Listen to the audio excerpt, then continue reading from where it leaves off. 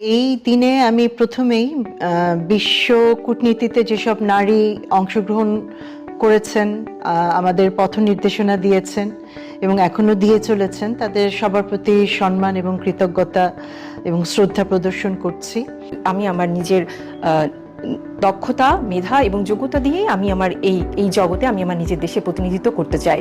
এই সাথে আমি মনে করি যে একটি টেকসই, একটি সমতা এবং ন্যায়সঙ্গত পৃথিবী গঠনে কূটনীতিতে নারীর অবদানের কোনো বিকল্প নেই এবং যেসব নারীরা এই দায়িত্বগুলো অক্লান্ত পরিশ্রমের সাথে নিষ্ঠার সাথে পালন করে যাচ্ছেন, আমি তাদের সবাইকে আজকের এই আন্তর্জাতিক নারী কূটনীতি দিবসের শুভেচ্ছা জানাই।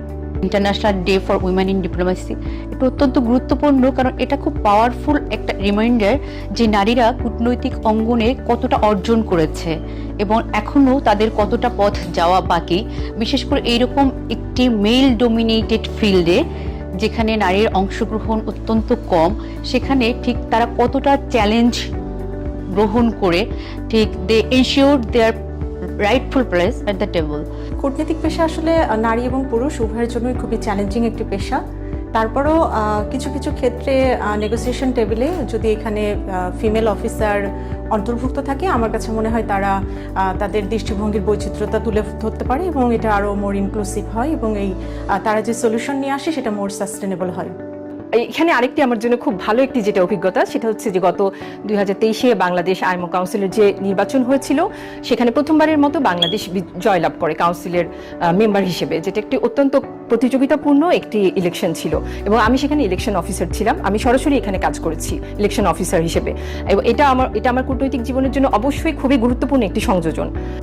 কূটনীতিকে আমার পেশা হিসেবে বেছে নেওয়ার পিছনে অলওয়েজ আমার ড্রিম ছিল আমার কান্ট্রিকে সার্ভ করা একটি বিস্তৃত প্ল্যাটফর্মে, সেটা বিয়ন্ড দ্য বর্ডার। আমি আমার লাল সবুজ পতাকাকে বিশ্বের দরবারে প্রতিনিধিত্ব করতে পারি এবং এখানে to promote piece and cooperation I can work to shape this world a better place. আমার পরিবারের সবাই একটা সময় চাকরি করতেন, কেউ সরকারি চাকরি, কেউ বেসরকারি চাকরি। সুতরাং চাকরি সংক্রান্ত কোনো কিছু করব ভবিষ্যতে, এটাই মাথায় ছিল। তো বাবা যেহেতু সরকারি চাকরি করতেন, তাদের সহকর্মীদের কাছ থেকে শুনেছি, তাদের বিদেশে থাকবার অভিজ্ঞতার কথা জেনেছি, তো একটা আগ্রহ তৈরি হয়েছিল। আর আমার কাছে মনে হয়েছে যে বিদেশের মাটিতে বাংলাদেশের পতাকা তুলে ধরার মধ্যে একটা বিশাল সম্মান এবং আবেগের একটা বিষয় রয়েছে। আন্তর্জাতিক সম্পর্ক বরাবরই আমার খুব আগ্রহের বিষয় ছিল। আমি দেশ সেবার জন্য যেরকম এখানে এগিয়ে এসেছি, তেমনি একই সঙ্গে দেশ বিদেশকে এই পেশার মাধ্যমে জানার সুযোগ আছে এবং দেশকে রিপ্রেজেন্ট করারও সুযোগ আছে, যার জন্য এই পেশাকে আমি বেছে নিয়েছি। তো আমি যখন প্রথম কূটনীতিতে আসি বা আমাকে যখন মনোনীত করা হয়, তখন আমার বাবার সহকর্মীরা বলেছিলেন যে তোমার মেয়েকে বলো যে অন্য কোনো পেশা বেছে নিতে, কারণ এটা খুব ডিমান্ডিং একটা পেশা, এখানে সে টিকতে পারবে না। তো আমার মা বলেছিলেন যে ঠিক আছে, দেখা যাক কি হয়। তো যদি সেটা মনে করি, তো দেখতে দেখতে প্রায় 30 বছর হয়ে গেল এই পেশাতে।